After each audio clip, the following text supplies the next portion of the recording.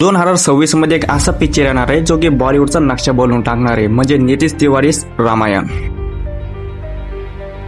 मला असं वाटतं की भारतामध्ये आता लोक असं कोणी नसन की ज्यानं असं ग्लोबल लेवलचा सिनेमा बनवला असन शिवाय राजमौलीचा. तर या सिनेमामध्ये आपल्याला कोण कोण बघायला मिळणार आहे चला बघूया. तर श्रीरामाचा रोल करतोय रणबीर कपूर आणि माता सीतेची रोल करते साई पल्लवी आणि रॉकिंग स्टार आपल्याला माहितीच आहे की तो रावणचा रोल करतोय आणि हनुमानांचा रोल करतोय सनी देओल. या पिक्चरमध्ये मला एक गोष्ट खूपच आवडली की त्यानं पिक्चरमध्ये म्युझिक देण्यासाठी डायरेक्ट ग्लोबल लेवलचे म्युझिक कंपोजर घेतले, म्हणजे काही हंस झिमर आणि AR रहमान.